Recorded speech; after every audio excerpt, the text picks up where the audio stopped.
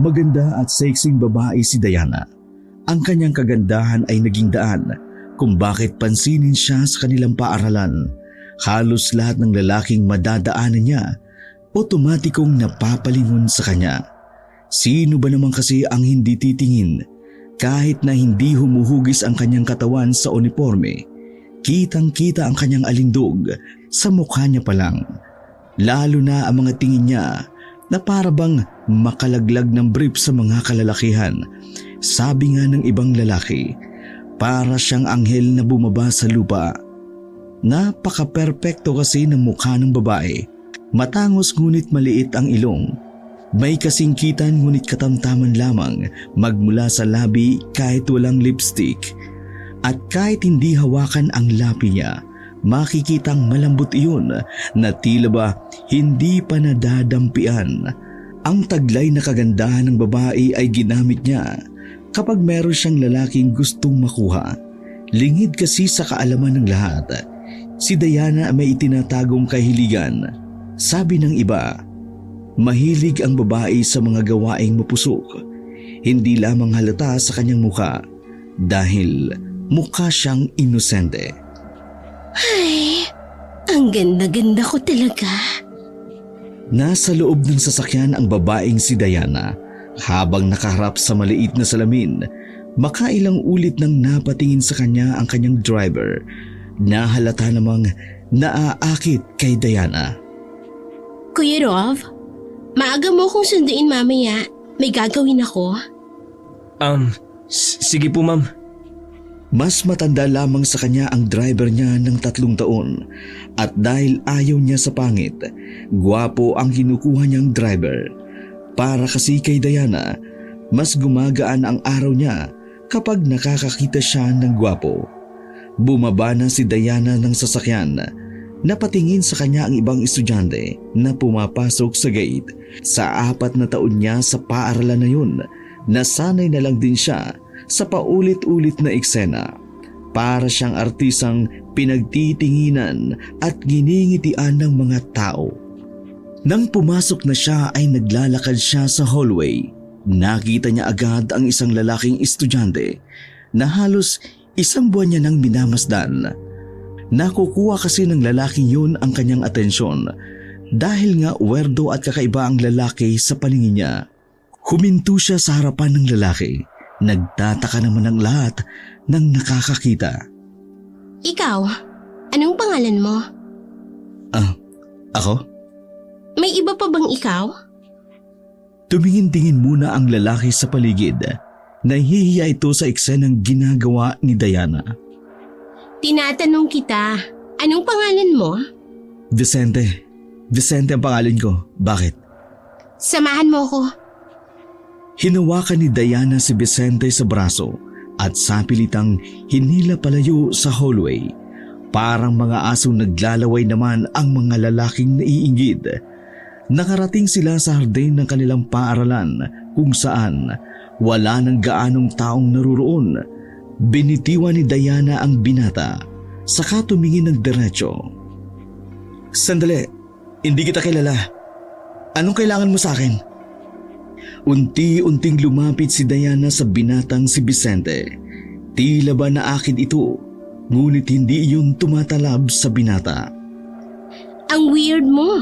Ikaw lang yata ang hindi tinatalaban ng kagandahan ko sa school na to. Anyway, mas okay na yun. Para makapag-focus tayo sa study. Study? Anong ibig mong sabihin? May nag-recommend sa akin na friend ko. Sabi niya, matutulungan mo raw ako sa mga subjects ko. Matalino ka raw eh. Nag-tutor ka ba? Magpapatutor ka sa akin? Ikaw? Bakit? Ayaw mo ba? Hindi naman. Pero bakit ka magpapatutor sa akin? Bobo ka ba? Naningkit ang mata ng babae habang si Vicente naman parang nahihiya pa. Sorry, lahat kasi nang nagpapatutor sa akin talagang mababa ang utak. Pero hindi ka naman siguro ganun. O baka naman estudyanteng tamad ka lang. Ano? Papayag ka ba? Kasi kung hindi, edi hahanap ako ng iba. Marami akong dapat na ipasa. Payag na ako. Pero Kaya kitang bayarin ng maayos. Huwag kang mag-alala. hindi yun ang iniisip ko. Saan naman tayo mag-aaral? Kung sa library, maraming distraction doon. Masyado ka kasing sikat sa school na to eh. Sa bahay, every after class, sasama ka sa akin pauwi sa amin. Ipapahatid na lang kita kapag pauwi ka na. Sige na, aalis na ako. Naiwang nakanganga si Vicente habang kikay namang umalis ang babae. Bit-bit ang kanyang mamahaling bag na galing pa sa ibang bansa. Mayaman ang pamilya ni Diana. Ang kaso nga lang, nasa Europa naman pareho ang kanyang mga magulang. Nag-iisa lamang siyang anak, kaya wala siyang ibang kasama sa bahay, kundi ang mga kasambahay lang din. Mabilis na lumipas ang mga sandali. Tumunog ang bell, hudyat ng pagtatapos ng klase. Paglabas pa lang ni Diana, nakita na agad niya sa gate ang lalaking si Vicente. Talagang inaabangan siya nito. Tara, Sandali lang. bakit? Ayaw mo? Wala kasi akong pamasahe. May sasakyan ako. Tara na. Parang alalay na bumuntot si Vicente kay Diana, papunta sa paradahan ng sasakyan. Pagdating nila doon, nakaabang na ang lalaking si Rube. Nakabukas na rin ang pintuan ng sasakyan. Ma'am, iba na naman yan ah. Pabiro lang ang sinabi ni Rube, pero mukhang nainis ang babae. Anong tingin mo sa akin? Low class? Kilala mo ko. Mga gwapong dinadala ko sa bahay. Tara na. Pangit ba ako? Hindi sumagot ang babae. Nauna na rin itong maglakad. Inirapan na lang ni Diana ang binatang si Vicente. Ang tingin niya lang kay Vicente, isang kasangkapan para makapasa siya sa kanyang subjects. Kahit kailan, hindi niya na-imagine na makikipagtikiman siya rito. Lahat ng lalaking gugustuhin ni Diana, madali niyang nakukuha, madali niyang makakasama sa kama. Pero kahit na ganun, pinananatili ni Diana ang kanyang pagiging high class. Tinuturing niya lang na laruan at parausan ang mga kalalakihan. We're here, ma'am. Alam ko, dito ako nakatira eh. Pagbaba nila, sinuyod ni Vicente ng tingin ang buong paligid. Namamangha ito, parang nakarating na kasi sila sa probinsya. Marami kasing puno at parang ang bahay lang ni Diana ang naruroon sa lugar na yun. Grabe, dito ka nakatira? Ang layo naman, mahigit 1 oras din yung biyahe natin. Daldal mo. Sumunod ka sa akin. Hindi maiwasan ng binata ang mamangha sa laki at ganda ng bahay. Nagiging ignorante na ito nang hindi nito namamalayan. Papasok na sana sila sa main door, pero nagkalaglagan ang mga dalang gamit ni Vicente. Napalingon din si Diana. Naiirita kasi siya sa mga lalaking mahinhin. Nang tingnan ni Diana ang mga nagkalat na gamit sa lapag, nakita niya ang itim na libro. Napuko noon ang kanyang tingin, kaya naman inagaw niya yun mula sa kamay ni Vicente. Wag mong basahin yan. Bakit wag? Baka lalo ka lamang mawerdoan sa akin. Tsaka, alam ko hindi yan yung mga libro na gusto mong basahin. Hindi nagpapigil ang babae. Binuklat nito ang libro.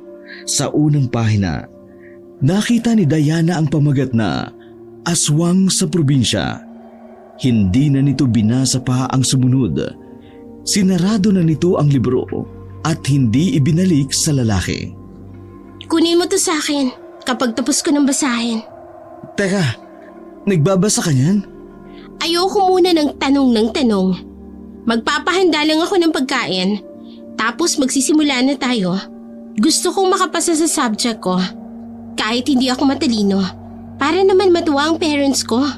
Kapag nangyari yun, mas malaki ang ibabayad ko sa'yo. Magsasalita pa sana si Vicente, pero naglakad na rin papasok ng mansyon ang babae.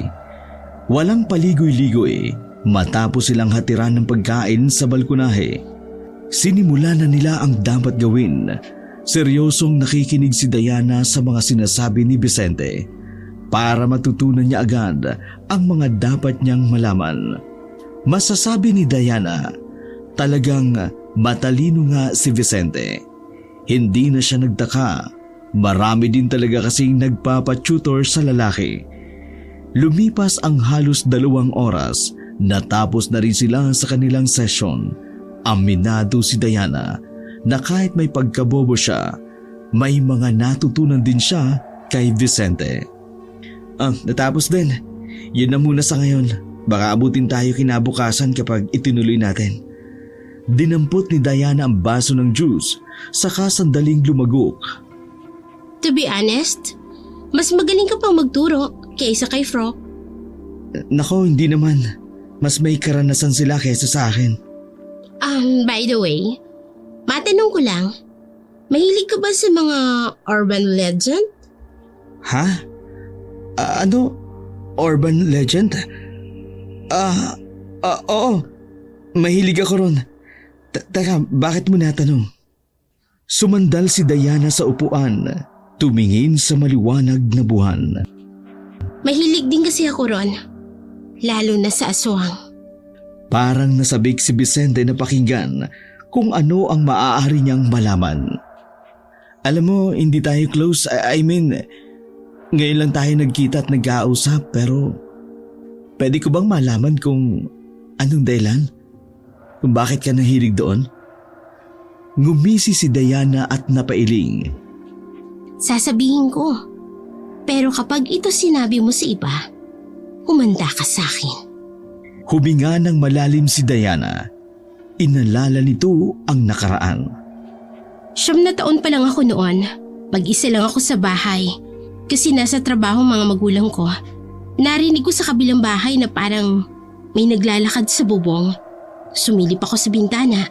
Pagtingin ko, nakita ko sa bubungan ng kapitbahay namin isang lalaki. Walang damit, nakapantalon. Tapos nakadapa siya sa bubong na para bang binubutas niya. Bata pa ako noon, kaya hindi ko pa nakontrol ang reaksyon ko. Napasigaw ako. Tumingin sa akin ng lalaki. Madilim, kaya hindi ko makita yung mukha niya. Pero iba ang kutob ko noon. Nang gumapang siya at lumundag papunta sa bubungan namin, alam ko na agad na hindi siya tao. Sa sobrang takot ko, nagkulong ako sa kusina namin.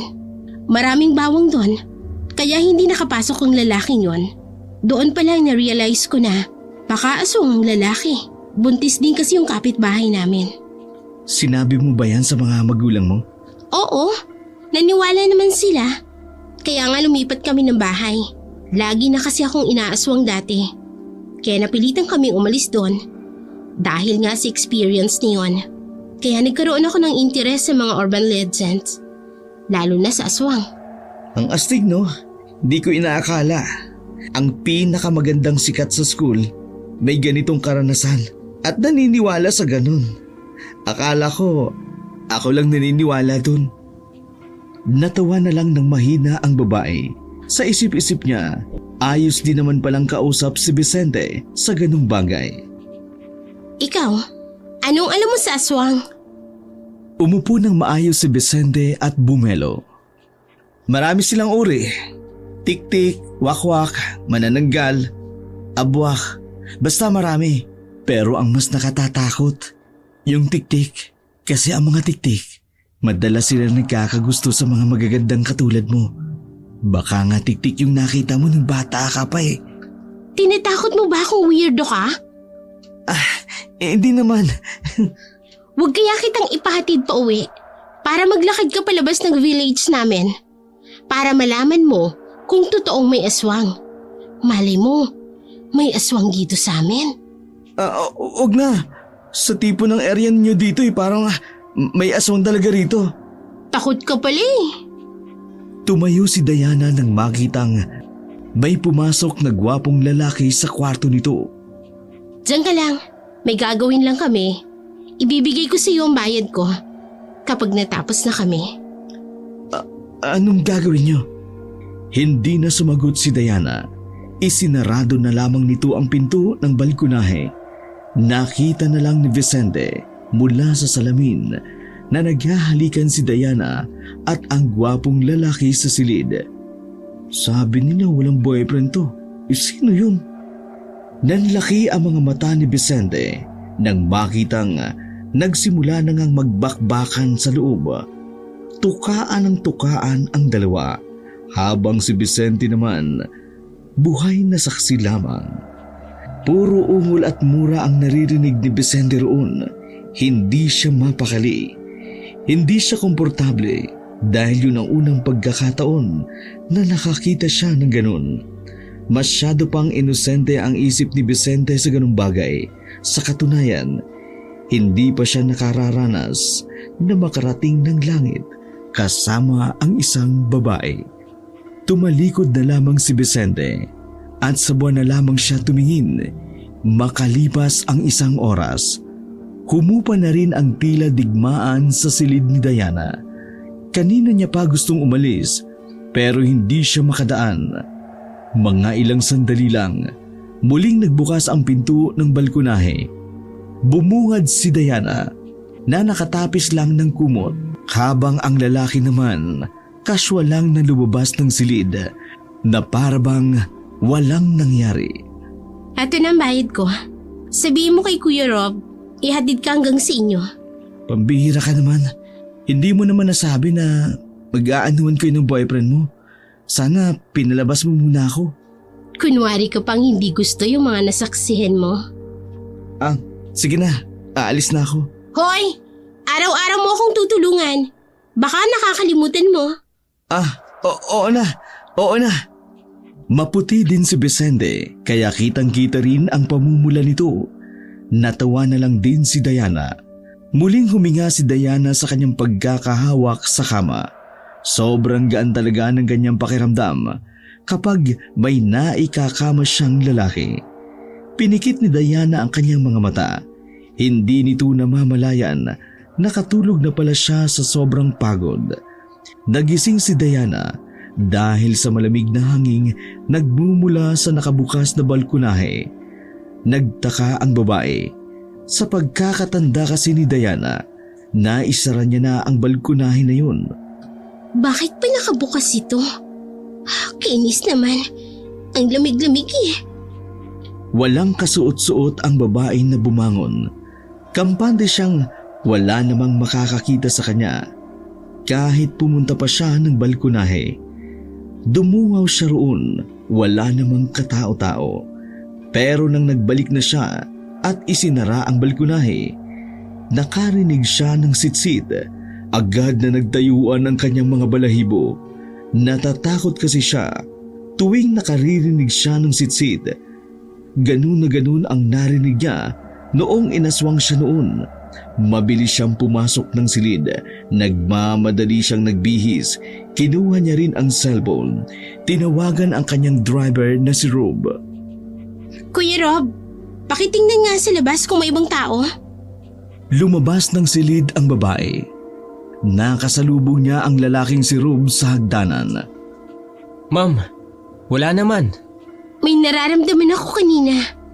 3:00 na po ng madaling araw, ma'am. Wala na pong gising. Tulog na po ang mga kasambahay. Tayong dalawa na lang po. Hindi pa nakontento si Diana. Lumabas ito ng mansyon. Tiningnan ang paligid. Wala silang nakitang bakas pero hindi pa rin mawala ang takot ng babae. Bumalik ang kanyang trauma noong bata pa siya. Ma'am, di po kaya guni-guni niyo lang? O kaya naalimpungatan lang po kayo? Napabuntong hininga ang babae. Pinagpalagay na lamang niya na guni-guni niya lang ang mga narinig. Ay, siguro nga guni-guni ko na nga lang. O ikaw, bakit gising ka pa? Tinawagan niyo po ako, ma'am eh. Pasensya na. Sige na, matulog ka na ulit. Tumango na lamang ang lalaking si Rob.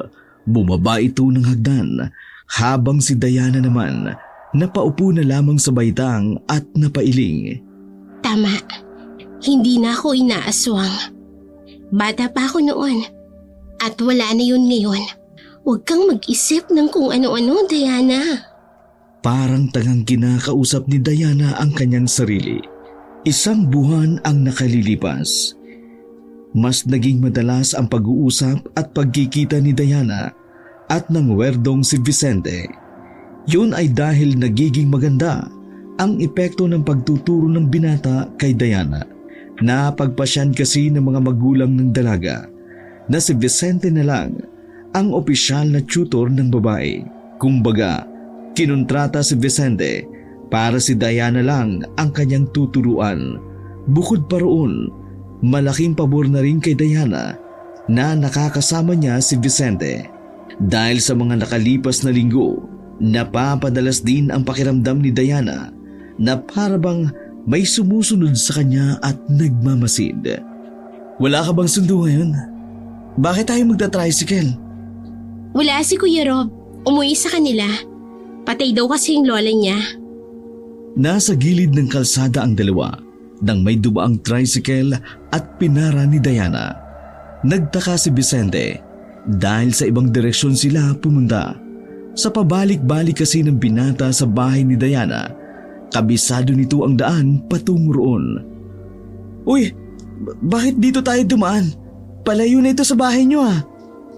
Sino bang nagsabi na pupunta tayo sa bahay? O di ba nag-aaral tayo? Ngumiti ng nakakaloko ang babae. Itinuon nito ang atensyon sa cellphone. Nanahimik na lang din ang binata at makalipas ang ilang minuto, huminto na rin sila sa isang motel na nakatirik sa gilid ng kalsada. Pagbaba pa lang ng dalawa, nakaramdam na kaagad ng kaba ang binata. Tila iritado naman ang mukha ni Diana. Hindi niya gusto ang pangungunsumin ng lalaki. Uy, isang buwan pa lang tayo magkaibigan. Hindi porket nalaman mong virgin pa ako, dito mo na ako dadalhin. Huwag naman ganyan. Sumingkit ang mata ni Diana. Natatawa na lang siya dahil sa sinabi ng binata. Ang totoo kasi, meron siyang gustong kitaing tao. Isang lalaki na ilang araw niya lang na nakatext at nakakatawanan. Ang lalaking iyon ang labis na pumukaw ng atensyon ng dalaga. Hindi naman sobrang gwapo ang lalaking iyon. Masasabi ni Diana, simple lang ang mukha. Pero grabe ang sex appeal. Kahit alam pa niyang mas matanda sa kanya ang lalaki ng halos 2 dekada. Ano bang tinitingnan mo sa cellphone mo? Kanina ka pa tingin ng tingin dyan. Pinakita ni Diana ang larawan ng isang lalaki na parabang nasa 45 ang edad. Malinis at mukhang disente ang nakita ni Vicente sa screen. Mas mukha pa ngang matinong tingnan kesa sa kanya. Oh, papa mo? Anong gagawin ko sa papa mo? Ang slow mo talaga. Hindi ko yan, Papa. Ano? Papa ko yan. Papa tirikin ang mata. Ha? Pinagsasabi mo? Hindi ko alam. Pero iba ang dating niya sa akin. May something sa kanya. Malalaman ko yon kapag nasa loob na ako ng motel na yan. Ibig mong sabihin, makikipag-anuhan ka sa ano na yan? O bakit? Masama ba? Uy, parang tatay mo na yan ah. Ano ka ba? Wala ka na ba talagang delikadesa? Kababae mong tao eh. Bakit ang hilig mong… Bakit? Mga lalaki lang ba ang pwedeng makipagtalik sa kung sino-sino? Hindi ba pwedeng gawin din yun ng isang babae? Malamang hindi. Babae kayo. Dapat iniingatan nyo ang puri ninyo. Hindi yung kung sino-sino lang sumasakay sa inyo.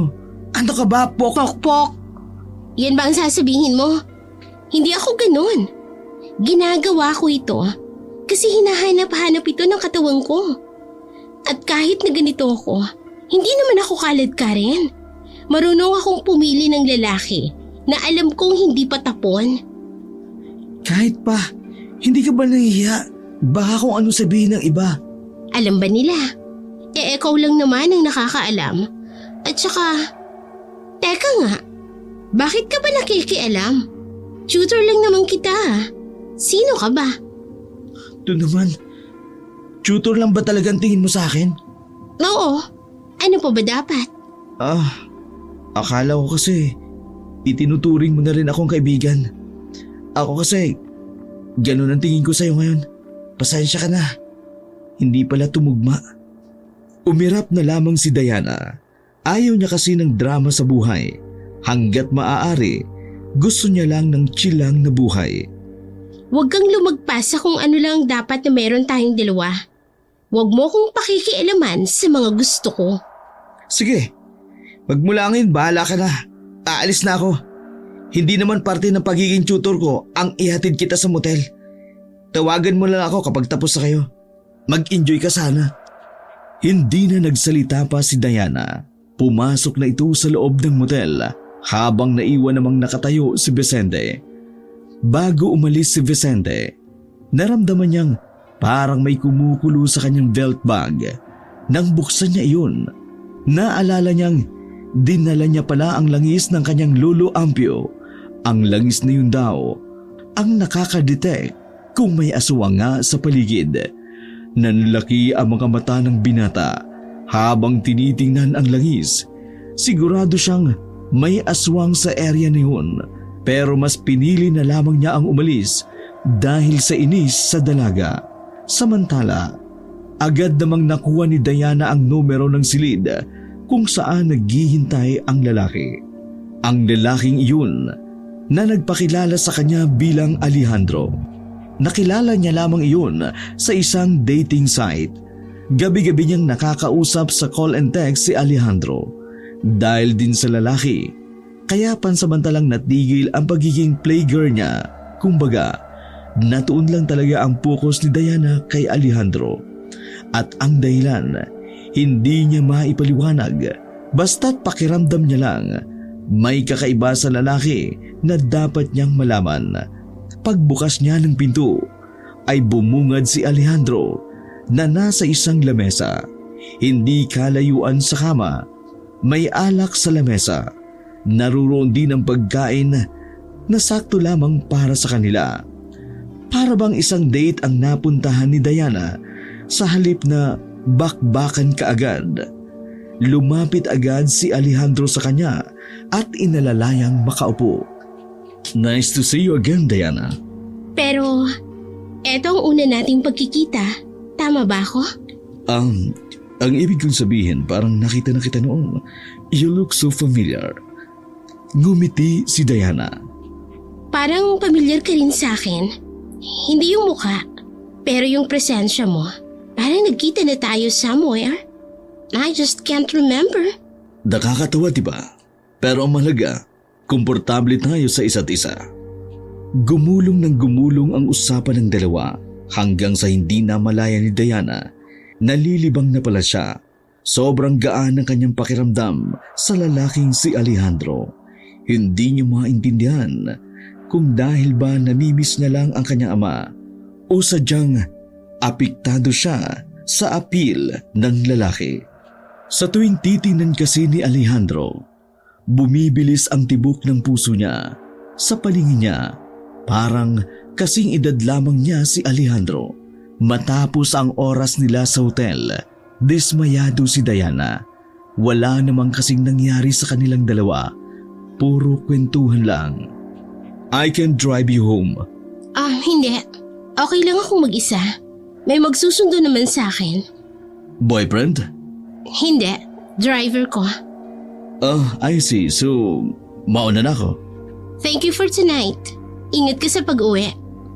Salamat din, Diana. You made my night. Send me a message kapag nakauwi ka na. Tumango na lamang si Diana. Pinagmasdan na lamang niyang sumakay si Alejandro saka umalis. Kainis. Wala nga pala si Kuya Rob.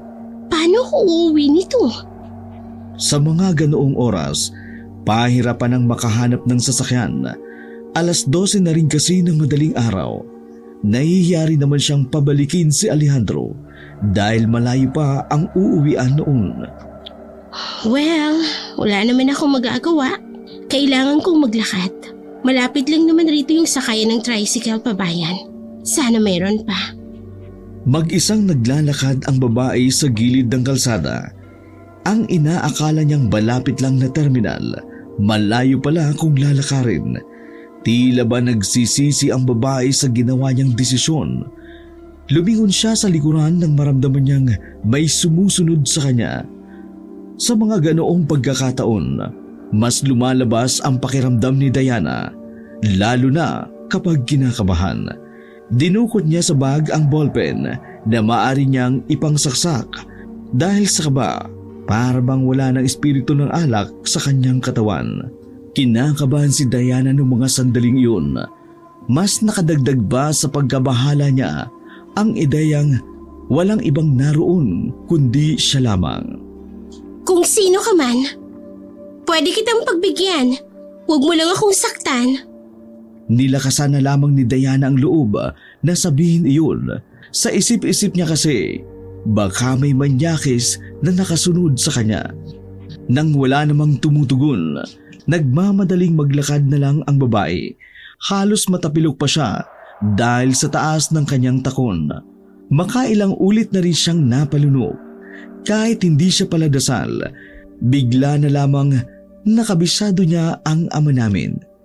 Kung sino-sinong santo na rin ang kanyang tinatawag. Napatili si Diana nang may humawak sa kanyang balikat. Nasa aktong sasaksakin niya sana ng ballpen na yun. Nang mapagtantong si Vicente pala yun, agad niyang pinagpapalo ng kanyang shoulder bag ang lalaki sa sobrang inis. Walang hiya ka? Tinakot mo ko eh.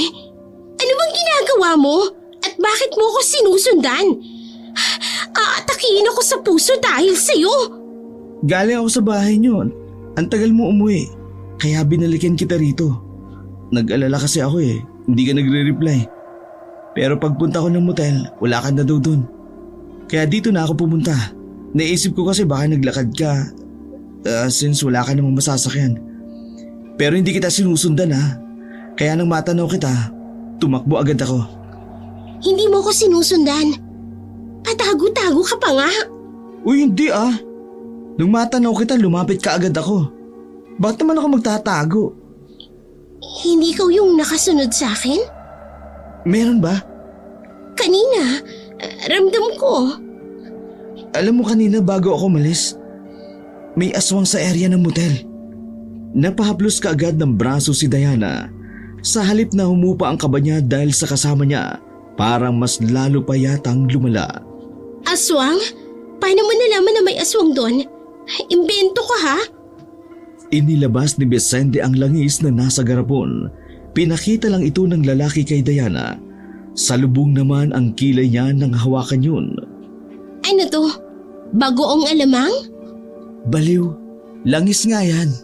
Kapag may aswang sa paligid, mga 10 metro ang distansya, kukulo yan. Yan ba yung nabanggit dun sa libro na binasa ko? Tumango si Vicente bilang pagsang-ayon. Pero parang imposible na may aswang sa motel na yun. Ano yun, naka-check-in? Utak mo talaga may ubo. Tara na nga, baka mamaya niyan may aswang din sa kalyang ito. Naglakad na ang dalawa paalis. Alerto lamang sila sa kanilang dinaraanan. Dahil kahit pa may mga poste naman ng ilaw, hindi pa rin sila kampante.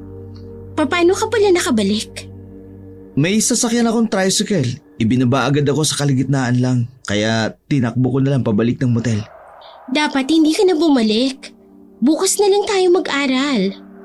Ngumisi si Vicente na parabang nainsulto ito.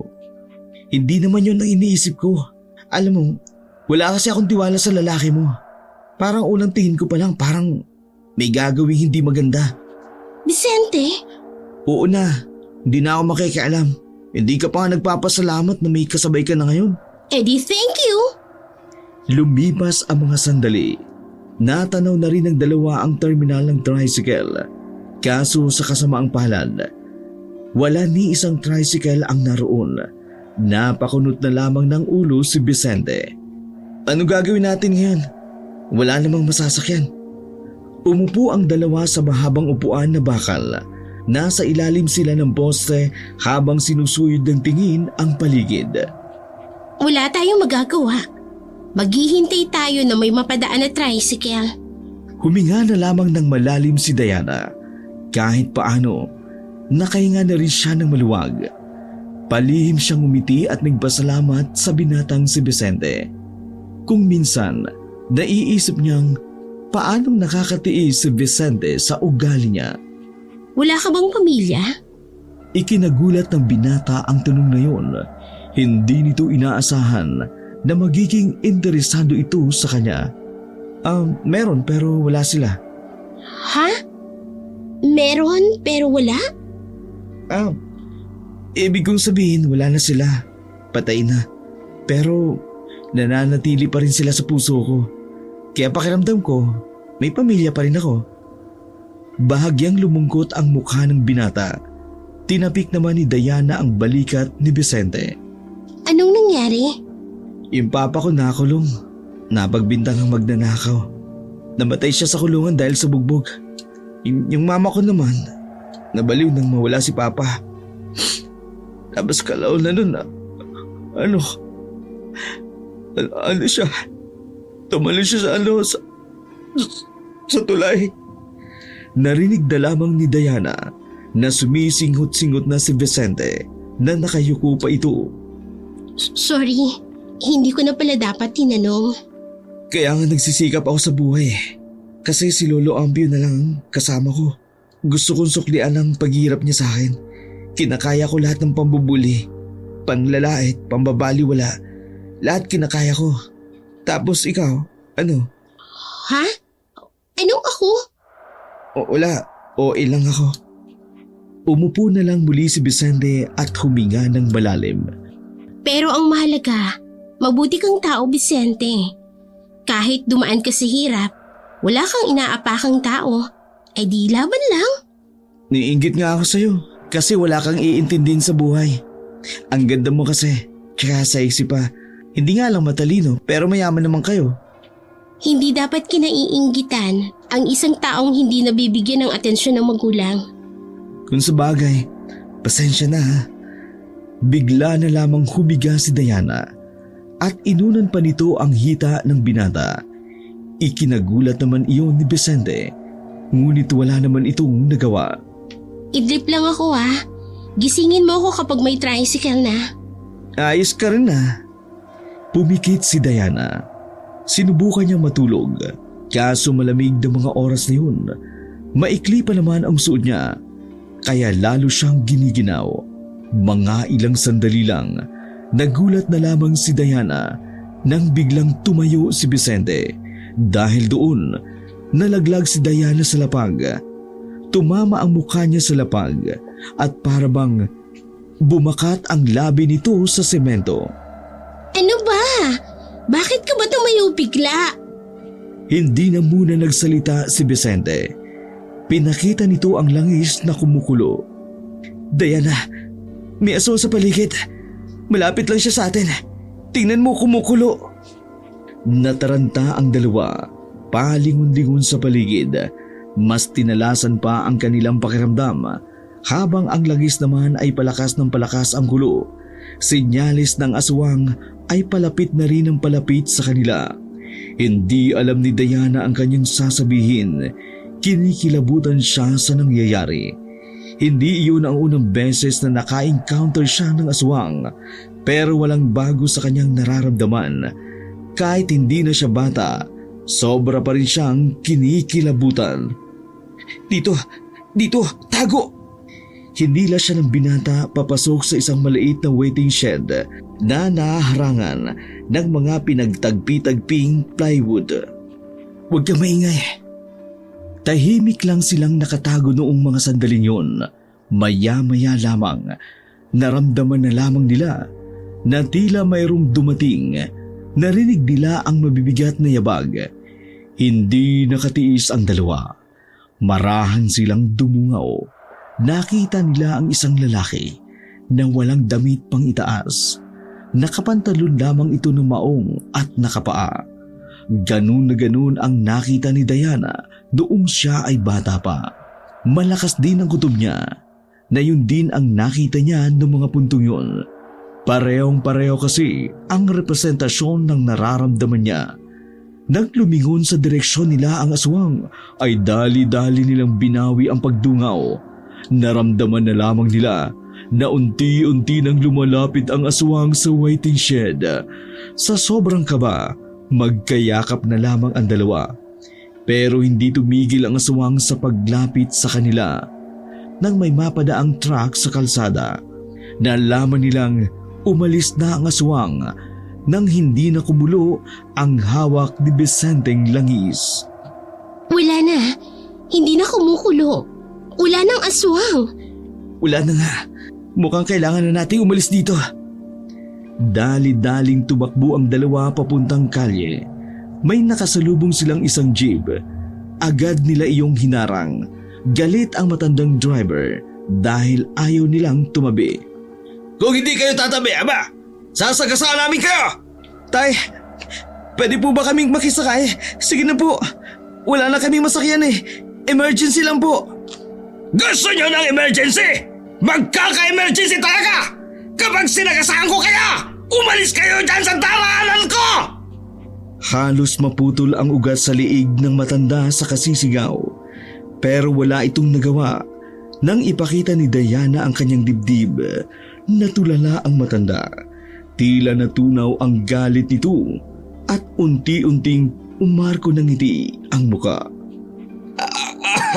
Nako, sige na. Sakay na. Manyakis pala tong matandang to eh.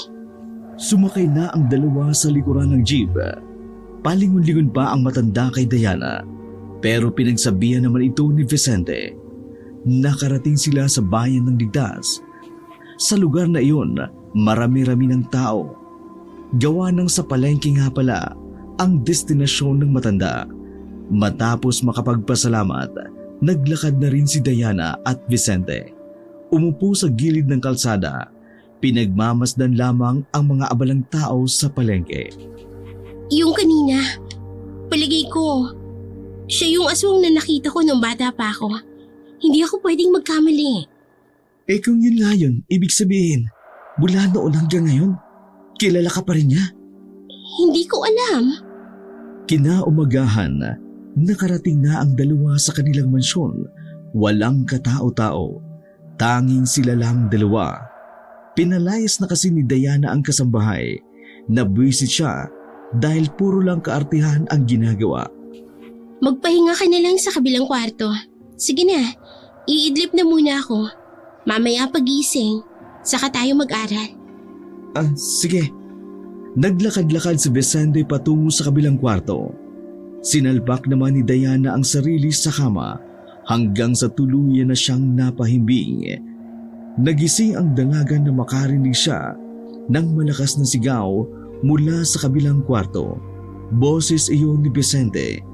Nakasimangot agad ang babae nang marinig ang kumakatok na binata sa pintuan niya. Binuksan ni Diana ang pinto. Bumungad naman si Vicente. Napawis na pawis. Namumula ang muka na mukhang takot na takot. Ano ba? Bakit ka ba sumisigaw? Natutulog ako. Diana, makinig ka mabuti. Ano kasi, yung Alejandro, yung kinita mo sa hotel. Ano meron? Diana, siyang aswang! Sumeryoso ang babae pero hindi nito nagustuhan ang sinabi ni Vicente.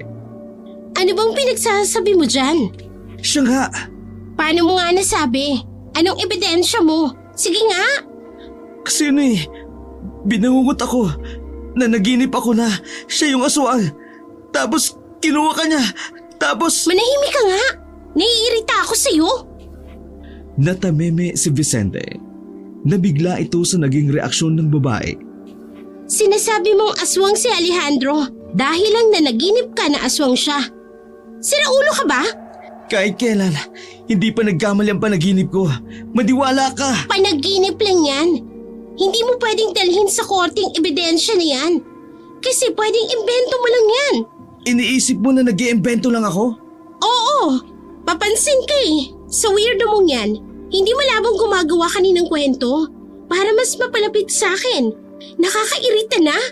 Mula nang makasama kita, parang lalong naguluhan ako sa buhay ko. Sunod-sunod ang aberya sa buhay ko, Vicente. Tapos ngayon, nakita mong masaya ako kay Alejandro, gagawa ka na naman ng kung ano-anong kwento. Napaka-sincere ng tao. Hindi mo kasi matanggap na kahit nasa 40s na siya, mukha pa siyang bata kaysa sa'yo. Ikaw? Pangit? Ganun ba? Nerd? Word? Badoy! Corny! Yun bang sasabihin mo? Sandaling natahimik si Diana. Magkasunod na bundong hininga ang kanyang pinakawalan. Concern lang naman ako sa'yo eh. Kung ayaw mong may pangit na concern sa'yo, napakasimple lang naman eh. Sirain natin ang kontrata sa tutoring ko sa'yo. Burayin natin ang isa't isa sa mga buhay natin. Alam mo, kasalanan mo rin to eh. Tahimik lang naman ang buhay ko nung wala ka. Tamang pasok, uwi, kain, nood, tutor sa mga bubong estudyante. Tapos tamang nood ng bold. Pero isang araw lumapit ka sa akin. Parang laruan mo lang akong kinuha. Dinaan mo ko sa ganda na porket maganda ka, dapat makuha mo kagad ang approval ko. Pumayag ako maging tutor mo. Wala eh, ang ganda mo eh. Tapos ngayon, tingin mo lang sa akin kasangkapan na kapag kailangan mo, dapat nandyan ako at magagamit mo. Naging tao ako habang pinakikisamahan kita. Trinato naman kita ng tama. Kahit binababoy mo lang sarili mo, pilit kong itinataas ang respeto ko sa'yo na pilit mo namang binababa. Masaya akong sabay tayo nag-aaral dito sa bahay mo. Lahat ng yon, hindi ko pinagsisisihan. Kahit pati sarili ko, napapabayaan ko na sa kaisip ko. At kaintindi ko sa'yo, kahit na… Hindi ko naman sinabi na itrato mo ko sa kung anong gusto mo. Ginusto mo yan. Sinabi ko sa'yo na huwag kang lalagpas sa boundary natin. Pero lumagpas na ako eh. Habang tumatagal, iba na ang tingin ko sa'yo. Nahuhulog ang loob ko sa'yo. Lahat ng yon, nahuhulog na ako. Lahat ng yung ginagawa ko kasi parang mahal na yata kita eh. Para bang may dumaang anghel dahil ang mga sandaling yun, namayani ang katahimikan. Pumasok ang malamig na simoy ng hangin mula sa balkonahe na nakadagdag naman sa dramang namamagitan sa kanilang dalawa. Sa ginawang pagtatapat ng binata, napangisi at napatawa na lamang si Diana. Hindi niya kasi kailanman nakita si Vicente bilang lalaki sa buhay niya. Sorry, pero hindi kita type. Pwede kitang ituring na kaibigan. Pero suklian yung pagmamahal mo? Never! Hindi kita nakikitang lalaki na makakasama ko. Eh kasi pangit ako. Oo, kasi pangit ka. Masaya ka na ba? Paano ako magiging masaya kung pagiging ang pangit lang naman pala ang problema? Tapos ngayon iiyak ka. Ay di ba yun ang gusto mong marinig? Alam mo ang problema sa'yo? Pangit din ang tingin mo sa sarili mo. Kaya pangit din ang tingin sa'yo ng mga tao. Tapos maninisi ka sa iba na hindi ka magustuhan kasi pangit ka. Kasalanan mo yun. Kasi ayaw mong ayusin ang sarili mo. Kunwari ka pa? Kahit siguro aswang basta gwapo, papatulan mo. Oo. Total ganun naman kababang tingin mo sa akin, di ba? Kahit aswang basta gwapo, sige. Kahit basurero basta gwapo, sige. Kahit mamamatay tao basta gwapo, sige lang. Lahat sasakyan ko basta gwapo. O ano? Happy ka na? Umalis ka na. Ayoko nang makita ka kahit kailan. At kalimutan na natin ang isa't isa. Mas maganda pang magpakain sa aswang kaysa magpakain sa'yo. Padabog na isinarado ni Diana ang pinto. Nagbagsakan pa ang mga nakasabit. Sa unang pagkakataon, naramdaman na lamang ni Diana ang pagtulo ng kanyang luha. Hindi niya inaakala na ganun ang magiging impact sa kanya ng mga sinabi ni Vicente. Dinampot na lamang ni Diana ang kanyang cellphone. Makikipagkita na lamang siya kay Alejandro. Pagdating ng tanghali, umalis siya ng mansyon. 12:00 na nagkita sila ni Alejandro sa plaza. Hindi siya pumasok noon para lang makipaglandian. Gusto niyang libangin ang sarili niya para lamang makalimot. 4:00 na ng hapon, niyaya ni Alejandro si Diana sa bahay nito. Agad din namang pumayag ang dalaga nang hindi man lang nag-iisip. Mag-isa ka lang dito? Kararating lang ng dalawa matapos ang halos 1 oras na biyahe. Medyo nakaka-relax ang lugar na yon dahil puro puno ang nasa paligid. Sa ibang sabi, nasa liblib na parte ang bahay na yon. Kasama ko rito noon yung ex-wife ko. Nag-asawa siya ng iba kaya mag-isa na lamang ako. Huwag kang mag-alala. Matagal na yun, kaya wala na akong sabit. Hindi ko naman iniisip yon. Pinaupo na muna ni Alejandro ang dalaga sa sofa at kinuha ang bag nito saka iniligay sa kabilang sofa. Pasensya ka na, ang layo ng bahay ko. Ganitong lugar kasi ang gusto ko. Tahimik, malayo sa ingay at sariwa ang hangin. Naku, ayos lang naman. Masaya nga ako kasi nakaka-relax dito. Dito ka lang. Ipagluluto kita ng makakain. Sige, maraming salamat. Kasyual na nagtungo ang lalaki sa kusina. Napatingin pa si Diana roon. Kahit anong gawin niya, hindi niya talaga nakikitaan ng pagiging aswang si Alejandro. Malayong malayo sa sinabi ni Vicente. Para sa kanya, marahil gumagawa lamang ng kwento si Vicente para layuan niya si Alejandro. Kung totoo man ang panaginip na yun, hindi niya yun dapat isipin dahil panaginip lamang iyon. Habang abala ang lalaking si Alejandro, sinuyod naman ni Diana ang tingin sa paligid ng bahay. Saka lamang niya napansin na parang ang dilim. Hindi dahil sa walang ilaw o mahina ang liwanag, kundi dahil na rin sa mga disenyo ng bahay na halos lahat ay kulay itim. Napukaw ang atensyon ni Diana sa isang maliit na ribulto na nakapatong sa antigong lamesa sa gilid. Ang maliit na ribulto na yon ay may pakpak, sungay at kakaiba ang pagkakahulma ng mukha. Ang weird din pala ng taste ni Alejandro sa interior design. Siguro dahil may edad na din siya. Bumalik na rin siya sa sofa. Ang lahat ng kanyang napansin ay pinagsawalang bahala na lamang niya. Hindi na siya nag-isip ng kung ano-ano pa dahil katwiran niya sa sarili niya. Naroon siya para makapag-relax at para na rin mailabas ang init ng katawan. Kalahating oras na ang lumilipas. Natapos na rin ang niluluto ni Alejandro. Sabay na silang kumain sa lamesa. Graduating ka, di ba? Oo. Ang bata mo pa. Pero bakit interesado ka sa akin?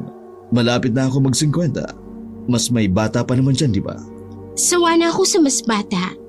Gusto ko namang makatikim ng matanda. Kakaiba ka rin ah. You're so wild. Napangiti na lamang si Diana.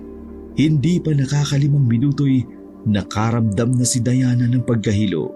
Doong una, inakala niyang lumilindo lamang. Pero pagtingin niya kay Alejandro, lumalabo na ang kanyang paningin. Alejandro, anong nangyayari sa akin? Diana, ang sabi ko naman sa'yo last time, nice meeting you again. Nagkita na tayo noon. Naguguluhan ang babaeng si Diana ng mga sandaling yun. Naaanigan niya pa na parang nakangiti ang lalaki.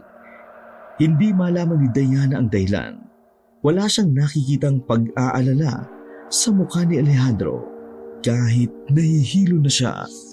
Sa wakas, hindi na narinig ni Diana ang sinabi ni Alejandro dahil tuluyan na siyang nawala ng malay. Wala nang kaalam-alam ang dalaga kung ano pa ang mga nangyari. Basta't nang magising siya, nasa isang silid na siya ng maraming rosas. Pipikit-pikit matapang bumangon ang babae. Napahawak siya sa kanyang ulo at sumasakit pa ang kanyang ulo. Teka, iba na ang suot ko. Napansin niyang naging pulang dress ang suot niya. Nang ilibot niya ang kanyang tingin sa malaking silid, nakita niya si Alejandro na nakaupo sa parang trono sa gilid ng silid. May hawak iyong wine glass na may alak na amoy ubas. Alejandro, nasan tayo? Ano to? Wala ka bang naaalala sa gabing ito? Ha? Sandaling bumalik sa alaala ni Diana ang mga sinabi ng lalaki bago siya nawalan ng malay. Diana, isipin mong mabuti, 11 taon na ang nakalilipas mula nung una tayong magkita.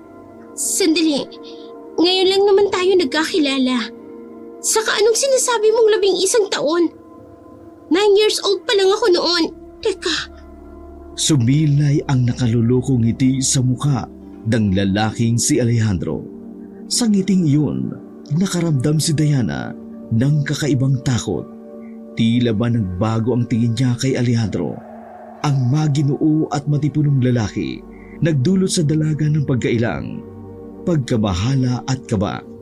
Tama ang iniisip mo, Diana. Tama. Nanlaki ang mga mata ng babae. Tinangka niyang tumakbo, ngunit nadapa lamang siya dahil nakakadena ang magkabila niyang paa. Sorry. Nakalimutan ko palang nakakadena ka pala. Marahang bumangon si Diana habang dinadama ang pagtama ng dibdib sa simento. paano mo ko nagawang lukuhin? Paano? Simple lang. Napakababa mo kasing babae. Napakadali mong kunin. Kumagat ka sa paing ko. Matagal ko ring hinintay ang pagkakataon na ito para lamang mahanap ka. 11 taon, Diana.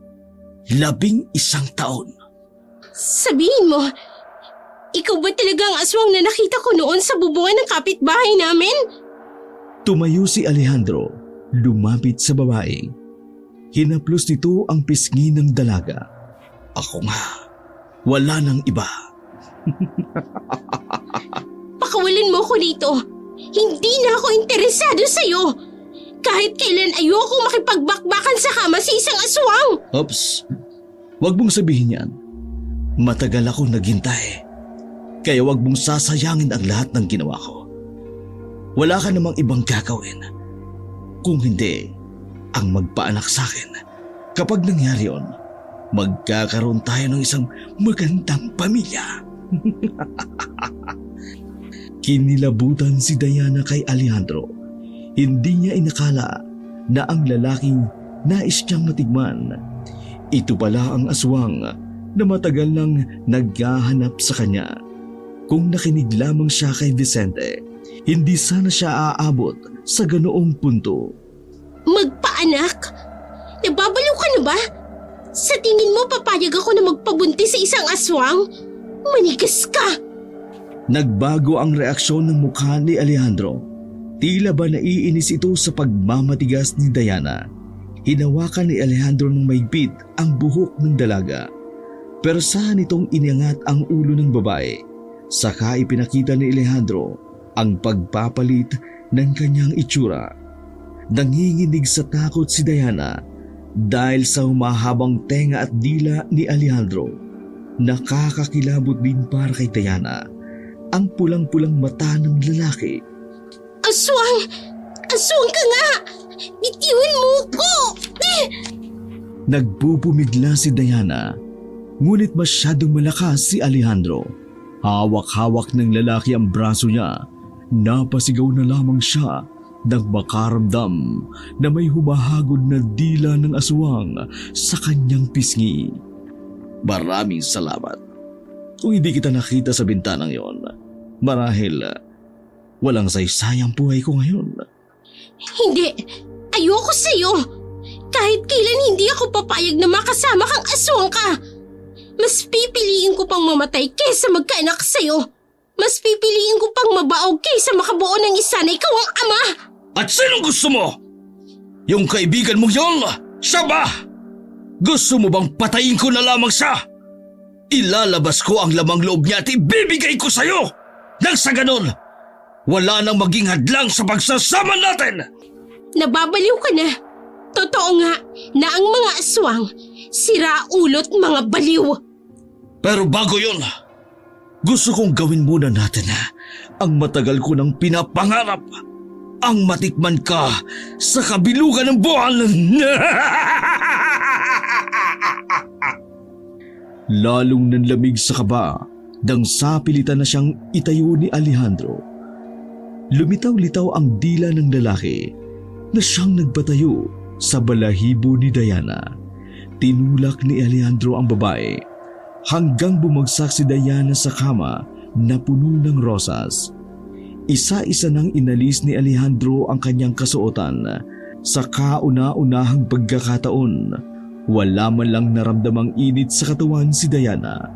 Ang tanging nasa sistema niya ay takot at kaba. Pangamba na baka magtagumpay si Alejandro sa nais nitong gawin sa kanya. Aalisin ko ang kadena mo para naman maipakita mo sa akin na mas wild ka pa sa aswang na katulad ko. Walang kahirap-hirap na sinira ng lalaki ang kadena habang si Diana naman nakasiksik sa pinakadulong parte ng kama. Wag! Lumayo ka sa akin! Aswang ka! Tumawa lamang ng tumawa si Alejandro. Tumulo pa ang malapot na laway nito sa kama. Tara na, Diana. Gumawa na tayo ng anak. Isang tao, isang aswang. Hindi mo ba iniisip ko ano magiging kalalabasan? Gumawa kayong mag-isa mo! Hindi. Kasama kitang gagawa. Dahil ikaw ang magiging ina ng mga anak ko. Tumigil ka! Menopause ka na! Sinipa ni Diana ang mukha ni Alejandro. Sinamantala niya iyon para tumakbo sa pintuan. Nabuksan niya iyon pero sa kasamaang palad, nahawakan na siya ng lalaki sa damit. Malakas siyang hinila pabalik ng kama na parang isa lamang siyang papel. Ang ayaw ko sa lahat, yung masyado akong binibitin. Sira ulo ka din no? Nung una nating pagkikita, gusto kong may mangyari sa atin. Pero ayaw mo. Tapos ngayon maglalaway ka dyan. Buwang ka ba? Hindi naman kabilugan ng buwan noon. Ngayon, bilog na bilog ang buwan. Tamang oras para gumawa ng sanggol na aswang. Muling lumapit si Alejandro. Pumaibabaw ito sa dalaga. Wala nang magawa si Diana ng mga sandaling yun, kundi ang sumigaw na lamang ng sumigaw. Vicente! Tila ba nagkaroon ng himala nang tawagin niya ang pangalan ng binata. Biglang napaalis si Alejandro sa kanyang ibabaw nang may pumalo sa likuran nito. Nakalimutan mo yata isara ang pinto, aswang. Kasama ni Vicente ang lulo nito, isang magsasaka na minsan kumalaban na ng aswang. Ikaw! Layuan mo ang babae yan! Krasya na nga po ko! Lolo naman, para naman kayong timang. Nang maglabas ng itak ang matandang si Ambio, tila na alarma ang aswang. Ngunit ganun pa man, hindi umatras si Alejandro. Sa halip, mas lalo pa nitong binago ang anyo. Anong akala nyo? Makukuha nyo sa akin ang babaeng ito? Tigilan mo na yan, Alejandro! Matanda ka na! Magbukos ka na lang kung kailan ka mamamatay! Ikaw ang manahimik! Mas matanda ako sa'yo! Pero mas mukha ka pang 50 kaysa sa akin! Natameme si Vicente sa kanyang narinig. Pero nang dahil doon, mas lalong lumakas ang kalooban ng lalaki. Agad namang tumayo si Diana. Pumunta sa likuran ng maglolo. Umalis na tayo rito. Nakakatakot siya. Apo, iha, mauna na kayong lumabas. Ako nang bahala sa isang ito. Sumang-ayon si Diana at Vicente. Hinanap ng matanda ang aswang na si Alejandro. Tumakbo naman agad palabas ng bahay ang dalawa. Paano mo nalaman na nandito ako? Nung natutulog ka, nilagyan ko ng tracker ang cellphone mo. Para kung sakaling mawala ka, alam ko kung saan ka pupuntahan. Palihim na humanga ang babaeng si Diana. Hindi niya inakala na si Vicente ang magliligtas sa kanya sa dami-dami ng lalaking nakilala niya. Mas malaki at maskulado ang katawan. Si Vicente pa talaga, napatpatin ang katawan ang kasama niya ngayon. Hawak-hawak ang kamay habang tumatakbo. Sandali! Huminto saglit. Bakit? May natapakan ako. Nang ilawan ni Vicente ang cellphone, nakita niyang dumudugo ang paa ng babae. Pasanin mo ko, dali! Hindi na hinintay pa ni Dianang pumayag ang binata. Pumasa na siya agad sa likod nito. Muling tumakbo si Vicente palayo. Hindi man lang nabibigatan sa babae. Sadyang naiilang lang siya sa kanyang nararamdaman. Diana, wag mo masyadong idikit ang dede mo. Naiilang ako eh. Nag-iinarte ka pa. Nakita mo na nga yan. Bilisan mo! Nang medyo makalayo-layo na, tumigil na muna ang dalawa. Pumila si Vicente ng tela at itinapal iyon sa babae. Sigurado ka ba na ayos lang ang lolo mo ron? Huminga ng malalim si Vicente. Ayos lang yun. Kayang-kaya niya yun. Eh kapag namatay, di deads. Paliw ka? Ganun naman ang buhay, di ba? Kung oras mo na talaga. Vicente, gusto ko sanang umingi ng paumanhin sa mga nasabi ko. Ay, iyaan mo na yun. Pinatawad na kita. Bago pa kami nagpunta dito ng lolo. Magsasalita pa sana ang babae nang maramdaman nilang para bang may tao sa paligid. Kinuha ni Vicente ang malaking flashlight na nasa kanyang bag. Nang maitapat niya iyon sa kaliwang banda, nakita niya sa gilid ng puno ang isang lalaking nakatayo roon, naglalaway ng kulay itim na likido. Litaw na litaw ang mahaba nitong dila. Anong akala niyo sa akin? Matatalo ako na matandang yon? Agad nang marang si Vicente kay Diana. Ano nangyari kay Lolo? Ano pa nga ba? Nakita mo naman na nandito ako at wala siya, di ba? Dumukot naman si Vicente ng kung ano sa kanyang bag. Nakuha niya roon ang isang kutsilyo na ginamit niyang pambalat ng mangga. Tumakbo na lang kaya tayo. Nanginginig naman ang kamay ng babae ng dahil sa takot. Pinagpapawisan na rin ang singid nito dahil sa labis na kaba. Hindi pwede. Masusundan niya pa rin tayo. Wala tayong ibang choice kundi harapin ang bokong na to. Kaya mo ba? Tig-aalala ko para sa'yo. Kakayanin ko. Para sa'yo, Diana. Bahagyang pinalayo ni Vicente ang babae. Pumorma naman si Vicente gamit lamang ang pangkaraniwang kutsilyo. Sigurado ka ba na lalaban ka sa akin? Yan lang ang hawak mo? Baka naman nakakalimutan mo. Mangga lang ang kayang hiwain, hindi aswang! Pwes, ikaw ang unang aswang na gagawin kong mangga! Tila ba na insulto si Alejandro sa narinig? Mabilis na inatake ng aswang ang binata. Di hamak na mas malakas si Alejandro kay Vicente. Kaya naman, nabalibag dito si Vicente pabalik kay Diana. Vicente! Bumangon agad ang binata, kahit na masakit pa ang likuran nito. Ayos lang ako. Malayo naman sa bituka. Malayo ba sa bituka? O gusto mo bang ilapit para mas mapadali ang buhay mo? Ikaw lang ang aswang na madaldal na nakilala ko. Buong tapang na umatake si Vicente, pero dahil wala naman itong kaalaman sa pakikipag-away, napabagsak din ito ni Alejandro. Hindi ka obra sa akin! Lampa! Tinapakan na lamang ng aswang ang ulo ni Vicente habang nakahiga ito sa lupa. Tama na! Ako lang naman ang kailangan mo, di ba? Huwag mo na siyang saktan! Sasama na ako sa'yo! Nakikiusap ako! Noong mga sandaling iyon, wala nang ibang maisip na paraan ang dalaga.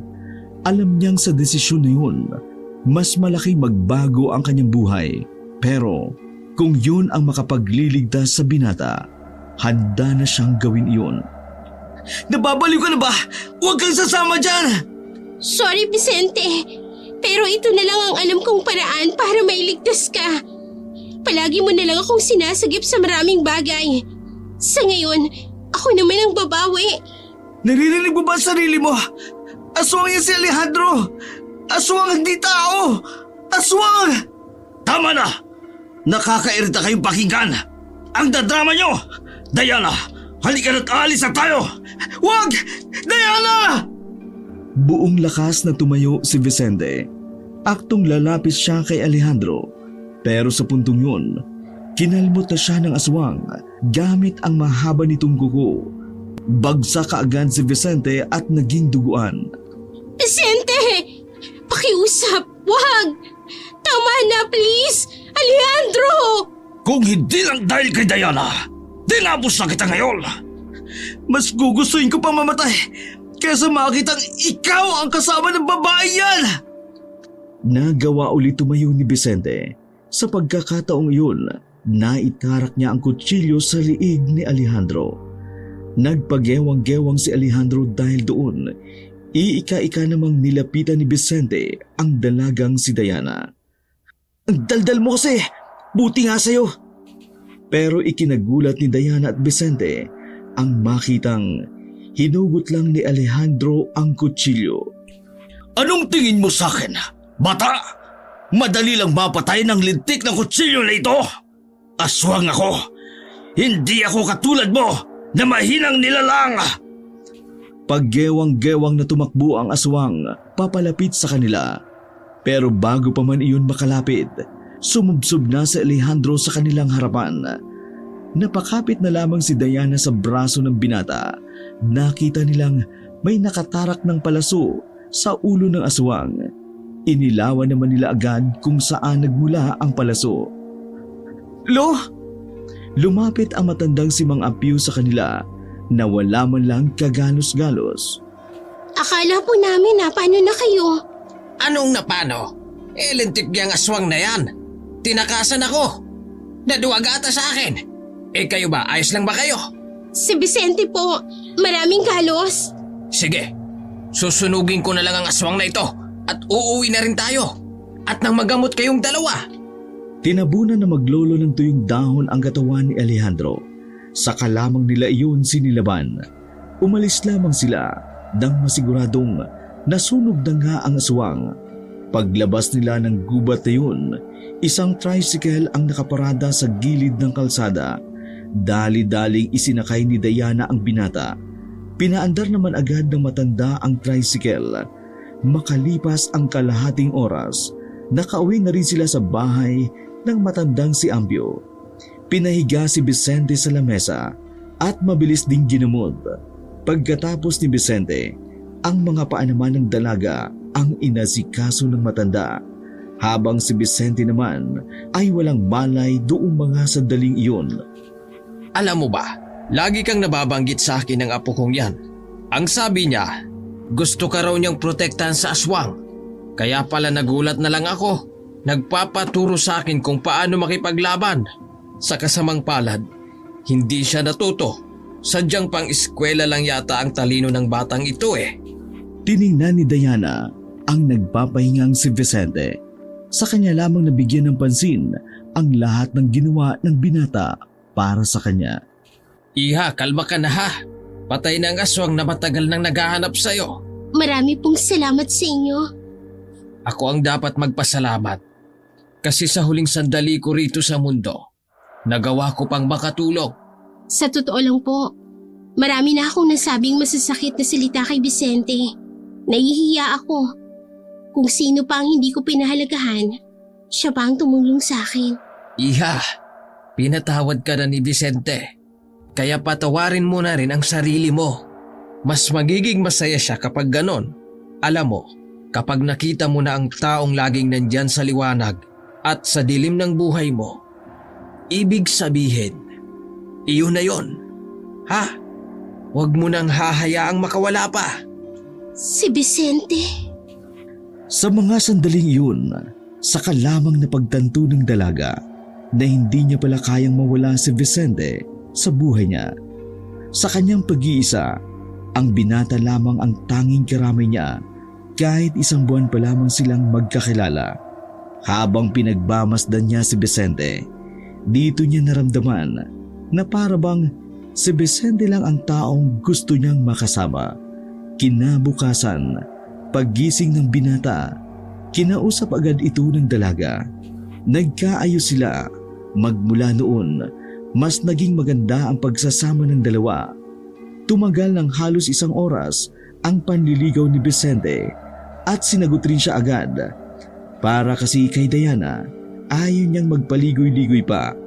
Wala na siyang pakialam kung hindi kasing gwapo o kasing macho ng iba si Vicente.